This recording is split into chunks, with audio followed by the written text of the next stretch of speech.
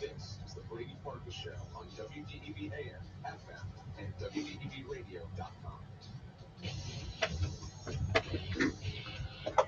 What's up, everybody? Brady Farkas Show on a, for me at least, pre-vacation Friday on WDEV AM and FM and WDEVradio.com. We're brought to you by Fecto Homes, your total home solution in Montpelier. We go up until 6:10, and at that point, it's Red Sox baseball. Sox taking on the Oakland Athletics. Final series of the until the All-Star break. Sox coming in here, winning a couple games in a row against the Rangers after sweeping the Toronto Blue Jays. They've won 5 of 6.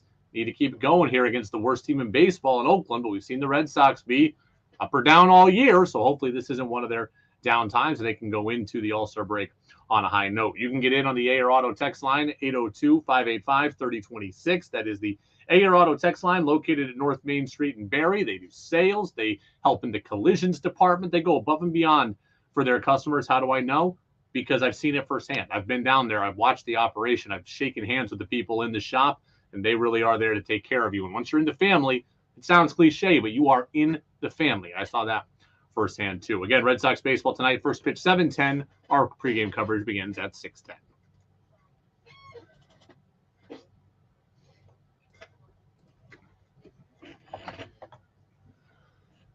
The opening thoughts of the Brady Farkas Show are brought to you by Six and Stuff and Swanton Lumber, Vermont's most complete locally owned home center, with locations in Enosburg, Derby, Middlesex, St. Albans, and at Swanton Lumber. They're online at sixandstuff.com, and also the new building going to be opening up soon in Rouse's Point.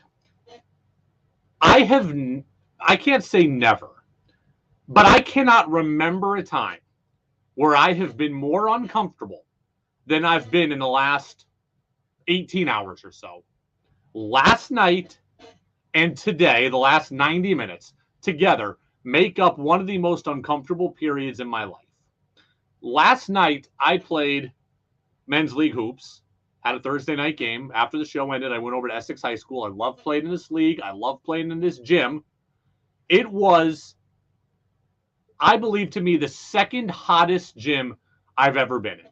And everybody remembers the hottest gym they've ever been in. Whether it was you played in it or your kids have been in it, you remember where you were in the hottest, most uncomfortable gym. Chances are it was when you were a kid, you were playing in some kind of summer league or some summer camp, and you still tell the story today. Nothing's ever been as hot as that high school back in 1984. Like this high school, Essex High School last night, second hottest gym I've ever been in. That men's league game, by the end of it, almost everybody was walking up the court. And it was essentially one-on-one in parts of the game because nobody had the energy to move up and down the court. I don't consider myself to be in great shape anymore, but even people who I think are in good shape were essentially walking up and down the court last night. I mean, it was oppressively hot. And I don't know what gyms can do about ventilation, and I don't know what gyms can do about big fans and all that. I don't know if there's any way to avoid this. It was so unbelievably uncomfortable. Hottest gym I've ever been in my life, Waterville High School in New York. I was a sophomore going into junior year, or maybe I was a freshman going in. I think that's it. I was a freshman going into sophomore year. I was put up on the Summer League varsity hoops team. We played Summer League hoops at Waterville High School. It had to have been 90 outside. It had to have been 190 inside. I mean, that was the most impressive. George Mardigan Court. I will never forget it. It had to have been the most oppressively hot place I've ever been in. Yesterday, close though. And yesterday, I'm 20 years older almost than I was then, a little more out of shape. It probably felt hotter to me yesterday than it did 20 years ago. That was absurd last night. And you couple that today, I hope you're watching on the video stream. Okay, go to Facebook Live. Go to my Twitter account. Pull up the video stream. You will see beads of sweat rolling down my face right now. I have, at this point, I have my sleeves rolled up like I'm a European soccer player. I have beads of sweat coming down my hair, coming down my face. The WDEV studio, or the WDEV office, has air conditioning, good air conditioning. The WDEV studio, I don't know what has happened, but I am sweating my tail off. And I don't know what jobs you all work in. Maybe some of you are in this kind of small, confined space like I am, but there is sweat pouring down my face in the studio right now. Last 18 hours have marked some of the most uncomfortable periods of my life.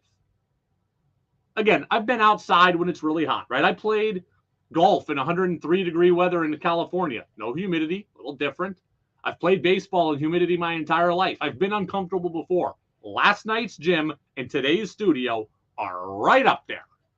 Texter says on the AR Auto text line, the South Burlington High School gym is the hottest gym ever, especially when you are playing a band concert. 200-plus people packed into a high school gym. I can imagine that, especially in a band concert. Everybody's generally dressed up. People are right next to each other. And you have to be, you're wearing pants and a collared shirt if you're a guy, or pants and a tie like that. Yeah, that's uncomfortable. I can imagine that. Text says, yeah, well, okay. Texter wants me to acknowledge the troops that do way more than me in the heat. Yes, that's very true. I thank our troops and love them and everything that they have done. So there you go. Now I can't complain about the heat anymore. 5:36 here on DEV. Again, 6:10 is the Red Sox game here. Speaking of the Red Sox, Alex Verdugo has a point, but he took his point too far. Alex Verdugo has a point, but he took his point too far. Alex Verdugo came out and said, and I'm paraphrasing here, he came out and told Julian McWilliams of the Boston Globe that he's upset that he's not an all-star. He's upset he's not an all-star. He wanted to be an all-star. He feels he's done enough to be an all-star. I can live with that. I may not agree, but I can live with that. Where Alex Verdugo went too far was he said, the All-Star game is essentially a popularity contest, and the guy who got in doesn't deserve to be there. Now, Alex Verdugo didn't tell us exactly who he thinks doesn't deserve to be there, but for me, it's fairly obvious. It's one of two people. I'll get to that in a second. I don't mind Alex Verdugo being disappointed he's not an all-star. I don't, right? He wasn't voted in by the fans. Disappointing, right? Red Sox fans typically show out for the all-star voting. Verdugo didn't get there. Okay. He wasn't put on the team as a reserve. Okay, I can see his disappointment there too. And he wasn't named as an alternate for an injury, right? He wasn't named as an injury replacement. We have all the injury replacements here, and Verdugo is not one of those either. So Alex Verdugo had a goal, thought he had played well, thought he had a chance to achieve that goal, and was denied that goal. I can get him being disappointed. Where you go too far is when you start saying things like, the All-Star game is a popularity contest, and the guy who got in doesn't deserve to be there. Alex Verdugo does not need to name names. Even though he didn't officially name names, all I hear about is how Major League Baseball is a brotherhood and Major League Baseball is a fraternity. Alex Verdugo should not be taking shots at other people who are named All-Stars as far as I'm concerned. Alex Verdugo has had a good year. I don't think Alex Verdugo has had such a good year he can start disparaging what other people have done. Right? If Verdugo's disappointed he's not an all-star, I can live with that. I like a guy who has high goals. I like a guy who has individual goals. If Verdugo thinks he played well enough to be an all-star, he's entitled to his opinion. He's not way wrong, but he takes it too far when he starts throwing stones from glass houses because Verdugo's year is not so exponentially better than anyone else who was picked. Okay, look, let's look. Number one, let's acknowledge this. Okay, the All-Star Game starters are a popularity contest. It's always been that way. Didn't one year we have like 5 or 6 Kansas City Royals starting in the All-Star game? Didn't one year we have a bunch of Blue Jays starting in the All-Star game? The All-Star game starters has always been a popularity contest. So that's definitely true. Fans want to see the stars. Fans want to show out for their guys. And fans will come out in droves potentially and rig the system. So yes, it's a popularity contest to a degree with the starters. Aaron Judge, yes, he's been hurt. He was voted as a starter. He's hitting 290. He's got 19 homers. He deserved it. Mike Trout wasn't having as good a year. That's where the popularity contest comes in. Now Trout's hurt, but he had gotten hot since being given the spot. Randy Arozarena's having an excellent year. So those guys all deserve to start as far as I'm concerned, either by combination of popularity, fan vote, and or their stats. Now let's look at the reserves. Okay, Luis Robert of the White Sox deserves it. He's got more than 20 home runs, and he's on the White Sox. Every team gets an all-star. Robert is theirs. He deserves it. Case closed. Adolis Garcia is near the top of the league in RBIs. He's almost got 70 RBIs right now. Okay, he deserves it. No questions asked. So that's 5 all-stars as far as I'm concerned in the outfield who deserve it. So who exactly is Verdugo thinking he's having a better year than? Let me tell you Verdugo's stats right now. Okay, Alex Verdugo is having a good year. He's been a good catalyst at the top of the lineup. He's making more contact. He's got a bunch of doubles. He's playing a pretty good right field. I'm not here to say Alex Verdugo stinks, but his numbers are this. He's hitting 284. He's got 6 homers. He's got 35 RBIs, and he's got a 355 on base percentage. Okay, he's got a fairly good batting average, fairly good OBP. Doesn't hit for any power. Isn't a massive run producer. Isn't a massive speed guy. And I get it. He's at the top of the order. He's not necessarily going to hit for a ton of power or bring in a ton of runs. But I think of guys who hit at the top of the order, and I think, oh, like Ronald Acuna Jr., who's having maybe the best year in baseball history. I think of a guy like Trout, who's hit at the top of the order, and I don't get that same vibe from Verdugo. So could he have maybe been that 6th all-star? Yeah, maybe. But I don't think he's having a better year than any of the 5 guys that I just mentioned. Okay, Kyle Tucker got put on the team as an injury replacement. He's got 15 homers. He's got a bunch of RBIs. He's on the World Champions. He's got a high average too, which I believe is higher than Verdugo's. You can correct me if I'm wrong, but I think he might be hitting like 290. Verdugo's hitting 284. So Tucker is having a better year than Verdugo. So there's only 2 choices left at this point. Verdugo has called out somebody and said the guy who got in doesn't deserve to be there.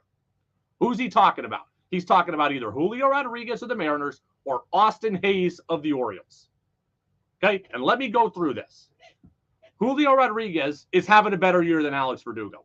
Julio Rodriguez is not having as good a year as we want him to. He's not having as good a year as face of baseball status like we want him to claim. He's not having as good a year as he did a year ago when he was the rookie of the year. But all told, he's having a better year than Verdugo. Okay, Verdugo's hitting 284. Julio's hitting 251. Verdugo clearly better. Julio's got 13 home runs. Verdugo's got 6. Okay, in a down year, Julio's got more than double the homers of Verdugo. Julio's got 47 RBIs, hitting at the beginning of the order a lot of this year. Verdugo's got 35. Julio's got 20 stolen bases. Verdugo's got 2. Slugging percentage, Verdugo, let me see. Slugging percentage, Verdugo's better, but Julio's got 3 less hits. I would say Julio is having as good or better a year than Verdugo is. Much better power, much better speed. He's also a very good defender. And yes, Verdugo says it's a popularity contest. Yeah, maybe.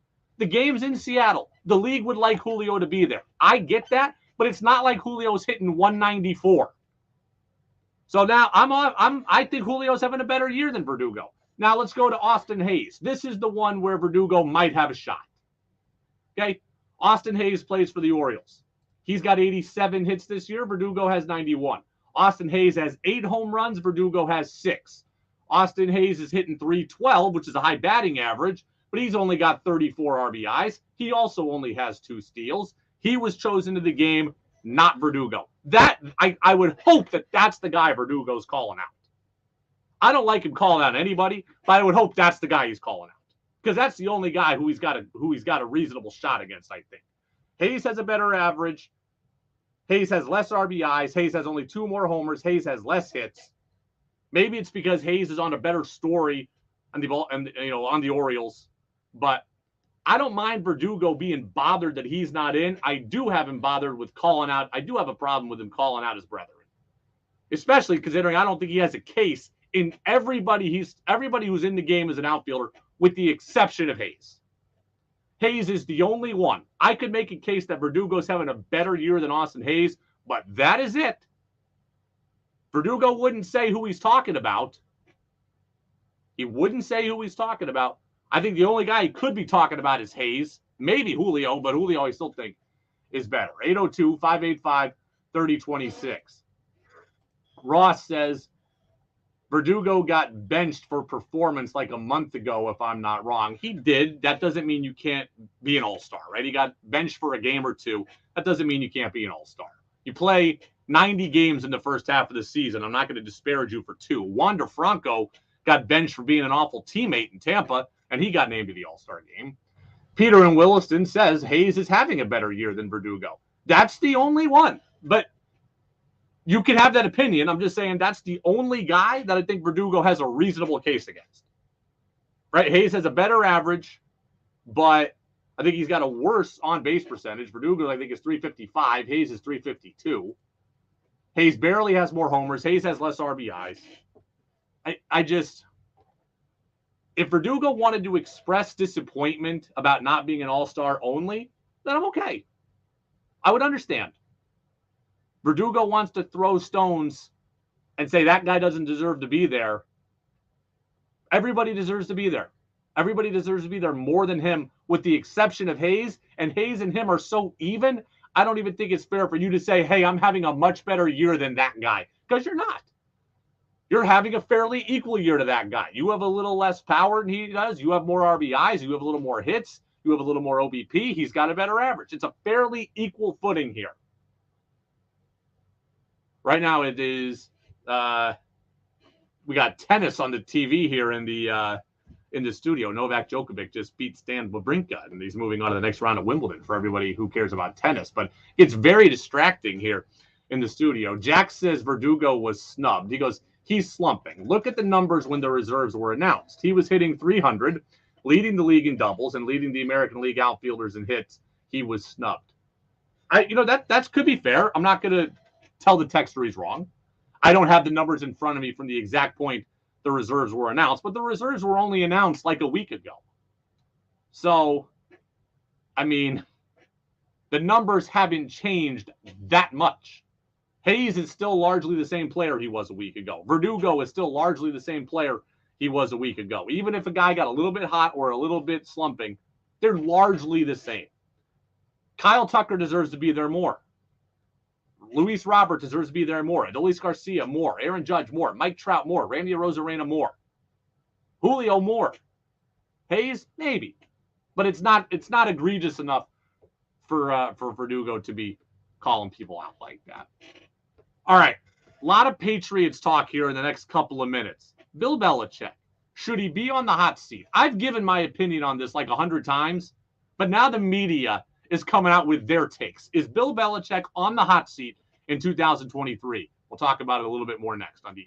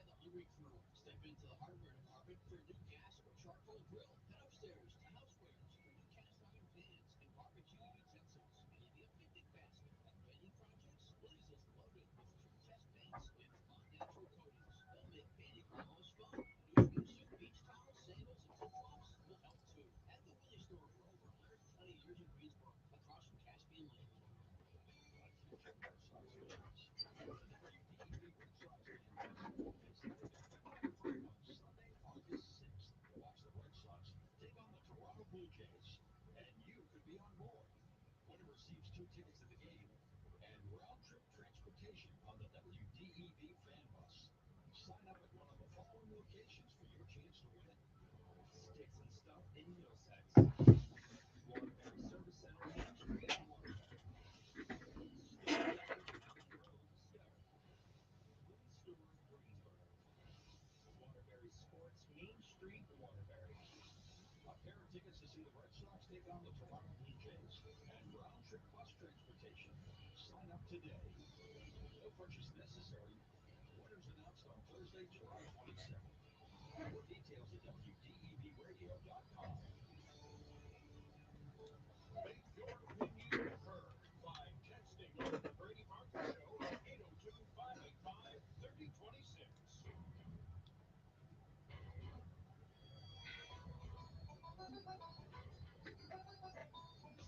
Now it's back to the Brady Farkas Show on WDEV AM, FM, and WDEVradio.com.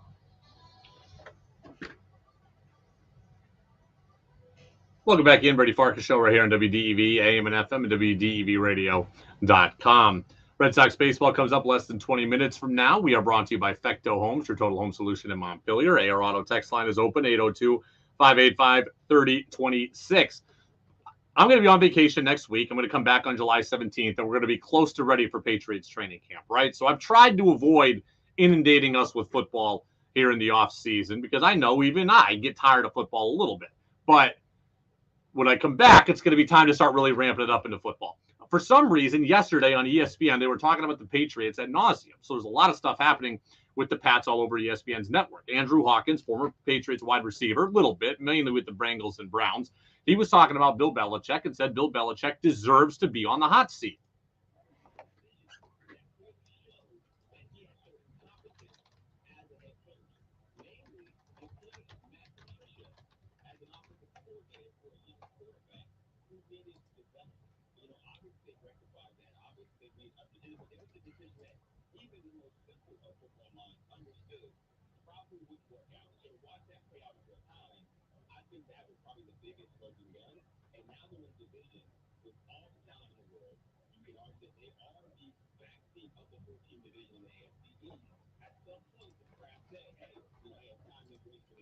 Yeah, the Patriots are right now, I would say, bringing up the rear in the AFCs. I don't think they're egregiously bad, though. I've said I think they are the worst team in the division. I think they're in the 10-11 spot in the AFC. I don't think they're massively worse than the Jets. I don't think they're massively worse than the Dolphins, but I could see a scenario where they certainly finish last. I could also see a scenario where they finish second, but it would take a lot of things to happen. I think they're clearly a notch behind Buffalo. So the question about Bill Belichick being on the hot seat, to me, is very, very simple. Bill Belichick has free reign this season in 2023. Okay, he has free reign in 2023. He's got a new offensive coordinator in Bill O'Brien. He's got a guy who in Bill O'Brien who Robert Kraft believes in. He's still got Mac Jones. The kind of everybody this year has a reacclimation process, as far as I'm concerned. Bill Belichick has a perfect, he's no chance of getting fired this year.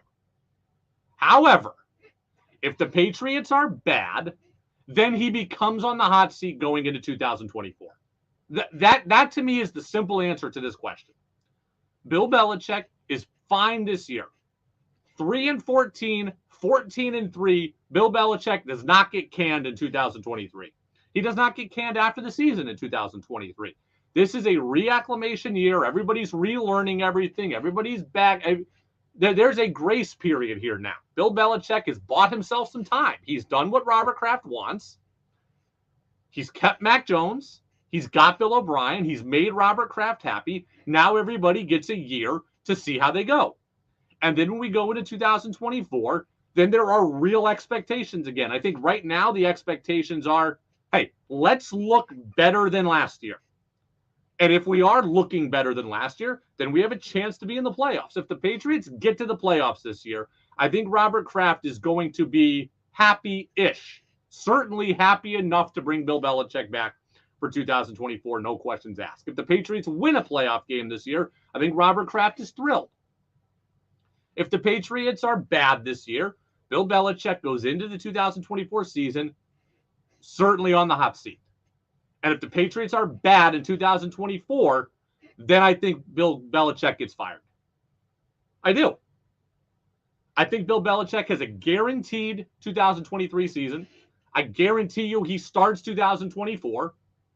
And I think he makes it through to 2024. But if 2024 is not good, I think Bill Belichick gets fired. And if Bill Belichick hasn't gotten the Don Shula record by that point, then so be it. Robert Kraft wants Bill Belichick to break the record. Okay, he wants Bill Belichick to break the record. He wants him to break it in Foxborough. He wants to break it here. He doesn't want to fire him before it. But Robert Kraft also wants to win. And Robert Kraft is in his 80s. And Robert Kraft is out to appease himself and his own goals more than Bill Belichick's goals. So if the Patriots get 9 wins this year and make the playoffs but lose in the first round, Robert Kraft says, okay, you got 2024. And if in 2024 they win 9 games again and don't make the playoffs or lose in the first round, then I think Bill Belichick's out. I don't think Bill Belichick just gets carte blanche for life because of all the success he's brought. Robert Kraft is in his mid-80s. Robert Kraft wants to win. He's not out, I think, keeping Bill Belichick so Bill Belichick can chase a record at the expense of his own desires to win. If Robert Kraft were 55, it might be different. He might say, okay, we'll give Bill a couple games extra here so we can get the record. We can have that, and we can do this and all that and all. Okay. But right now, I don't believe that Robert Kraft is willing to do Bill Belichick favors. I'm looking right now. Okay, Bill Belichick is 18 wins away. Yeah, Bill Belichick is 18 wins away from Don Shula, okay, including the playoffs. The regular season win list, he is 30 wins away, but 18 when you include the playoffs. I mean, 9-9 would tie the record, right? 9 wins here, 9 wins there would tie the record. 10 wins and 9 would get it. So he's got a chance to break it no matter what. But if he hasn't done it by the end of 2024, I don't think Robert Kraft is just blindly keeping him around. Texter says, I've thought about this maybe way too much. Is there any way you could see the reason Patricia and Judge were named co-offensive coordinators because there was an agreement that O'Brien could leave for the Patriots in 2023, not any sooner, and that's what happened? No, I think Bill Belichick just tried to outsmart the room. In 2023, I think Bill Belichick tried to outsmart the room, and I think Bill Belichick was too loyal to his friends. That's what I really think. I think Josh McDaniels left, and Bill Belichick doesn't trust a lot of people. He trusts Joe Judge and Matt Patricia. And he said, look, I've worked with these guys. I've won with these guys. I believe I can mold these guys. And these guys owe me, so they're going to do what I say. And I think this is a situation where I can do well, where I'm not going to get a lot of pushback, where I have guys who I trust. That's what I think. I think Bill Belichick saw Josh McDaniels leave and tried to figure out, okay, how can I get a guy I trust in here? He's like, well, I can't just get one guy in here. Let me get both guys in here. I firmly believe that. I've thought that from day one. Bill Belichick doesn't trust enough people. Even now, Bill O'Brien is a guy that he trusts, right? He didn't go outside for the sexy hire. He didn't go for the new hire. He went for an old retread who's a guy who he's worked with. Bill Belichick has a small inner circle, and as you get older, I can imagine that's how life is. You have relationships. You like to keep going to the well, and you go to the well over and over and over again. Belichick did it last year, and Belichick is doing it this year. Will in Plattsburgh says, has Belichick hooked his wagon too much to Mac Jones? I don't think Belichick's hooking his wagon to Mac Jones. I think Bill Belichick would move on from Mac Jones if he could. Like if he was able to. If he could make a big trade and get somebody better, I think he could. I think he would. But this year he couldn't really, right? He couldn't go and get the Aaron Rodgers deal done. There's nobody really better out there that was easy to get. If they could have easily done something in the draft, that's why you heard so much talk about maybe the Patriots moving on from Mac at the draft. I'll keep going with that one after the break.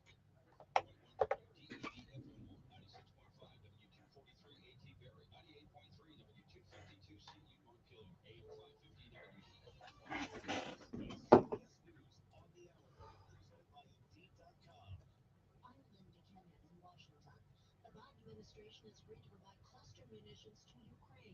CBS's Christopher Cruz reports. Cluster bombs open in the air and release small bombs hitting multiple targets at once. National Security Advisor says Ukraine has promised to use coordinating with Ukraine as it has requested these munitions. Ukraine is committed to post-conflict demining efforts to mitigate any potential harm to civilians. The decision comes just before a NATO summit in Lithuania, where President Biden is likely to face questions from the two-thirds of alliance members who have banned the use of cluster bombs. Christopher Cruz, CBS News, Washington. Admitted white supremacist Patrick Crusius is sentenced to 90 consecutive life sentences in federal prison for the 2019 racist attack at a Texas Walmart. Reporter Chris Fox. The judge recommending Crusius receive mental health treatment while in custody at the Supermax prison in Colorado. Crusius pleaded guilty in February to 90 federal charges after prosecutors took the death penalty off the table. The district attorney in El Paso says the federal sentence won't prevent him from seeking the death penalty in state court. That trial could happen as early as 2024. 23 people were killed, 20 injured after Crusius targeted Hispanic shoppers at the Walmart in El Paso. It's reached 104 degrees in El Paso today, as much of the nation is broiling in the heat. Phoenix at 111.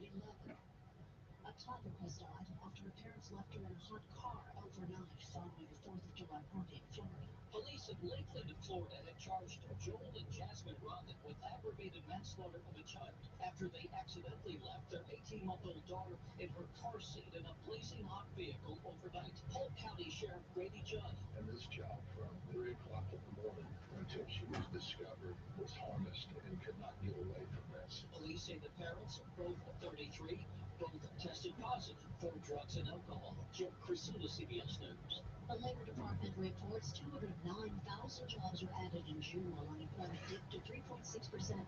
CBS News contributor Javier David. Javier's cooling, but it's not frozen in the jobs market. Still robust, still a lot going on, still plentiful, and very supportive of people earning more and being able to find jobs if they want. Major League Baseball is opening its All-Star Weekend in Seattle. Deputy Mayor Dave Wang says the city has been preparing for 2 years. Ensure that our residents and visitors have a safe and enjoyable experience throughout All-Star Week. 28 of MLB Pipeline's top 100 prospects will be there. This is CBS News. Find great hires fast with Indeed. Their end-to-end hiring solution makes it easy to attract, interview, and hire candidates all in the same place. Visit Indeed.com/credit. Have you Googled yourself lately? Are there negative posts from an ex-employee or a former client? Maybe an outdated news article or sensitive personal information about your family? Search engines don't always get it right, but right or wrong, it's your reputation on the line. That's where Reputation Defender by Norton comes in. One of the most trusted names in online reputation repair. Reputation Defender has been fixing people's search results for over 15 years. Their cutting-edge approaches help you to wipe away unwanted information in your search results. They also promote the good stuff so that it rises to the top, helping you put your best foot forward. Your good name is too valuable to leave to the whims of the Google algorithm. Take control with Reputation Defender. You can start by getting your free reputation report card at reputationdefender.com or call 800-831-0771. To speak to an expert, it's 800-831-0771. Ringo Starr has become a bit of a tradition to shout peace and love on his birthday. And this is what it sounds like as he's celebrating his 83rd birthday today. He's celebrating with a little bit of his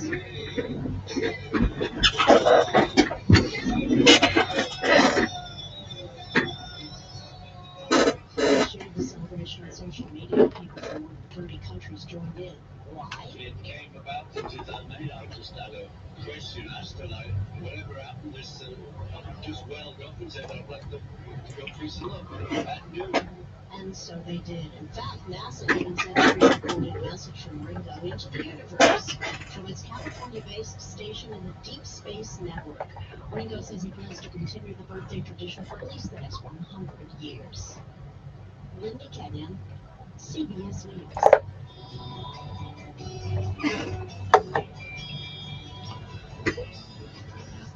Now it's back to the Brady Farkas Show on WDEV AM, FM, and WDEVradio.com. We'll get you the Red Sox lineups momentarily. I'm thinking more about Willem Plattsburgh's question. Has Bill Belichick hooked his wagon too much to Mac Jones?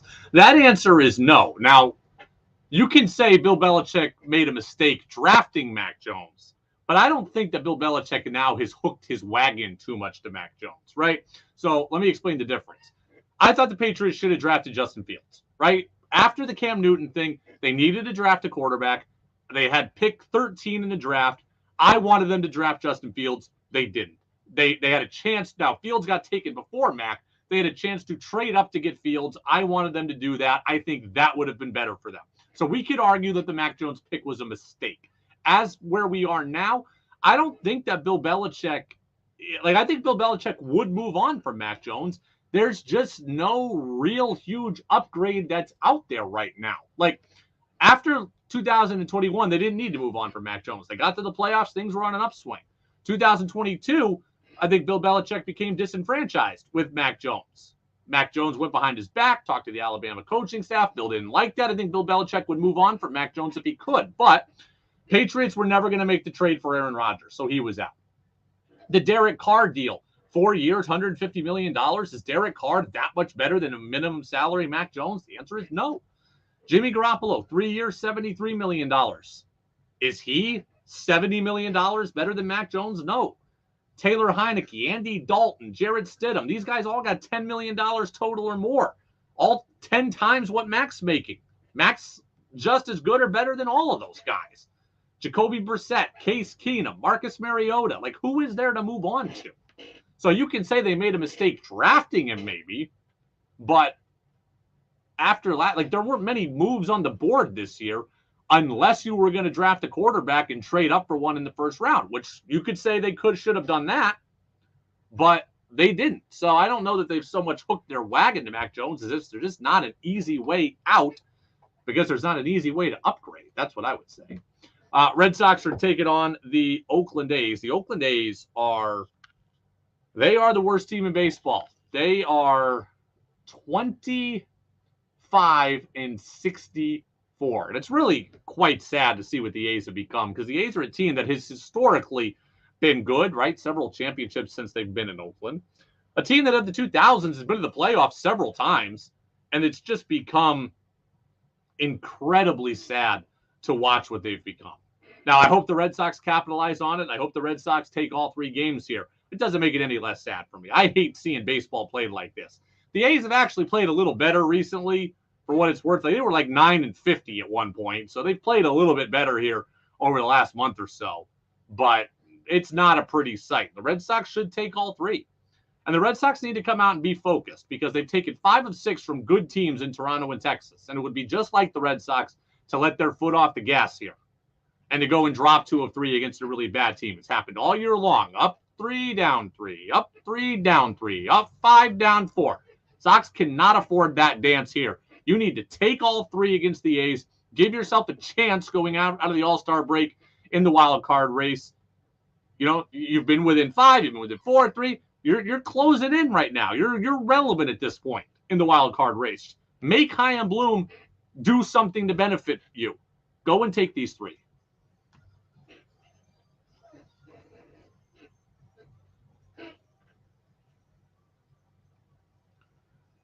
A's 25-64, Sox 45-43. Seth Long pitches for the A's in this one. He's going to be the opener. Sam Long, excuse me. Brennan Bernardino is going to open for the Red Sox. Tony Kemp's at second for Oakland. Jordan Diaz is the DH. Ryan Noda is at first. Brett Rooker's their slugger. He is in left. J.J. Bleday is in center. Jace Peterson's at third. Shea Langolier is the catcher. Seth Brown in right. And former Yankee Tyler Wade is the shortstop. Jaron Duran leads off in left. Justin Turner's the DH. Rafi Devers at third. Adam Duvall in center. Alex Verdugo in right. Kike Hernandez at second. Tristan Casas at first. Connor Wong the catcher. And Yu Chang is back. He is at the shortstop position, and he bats 9th, activated from the injured list. I am on vacation next week. I will see you on July 17th. Greg Titus will be filling in for me. I thank him for that. Have a great weekend, everybody. I'll see you on the 17th on DEV.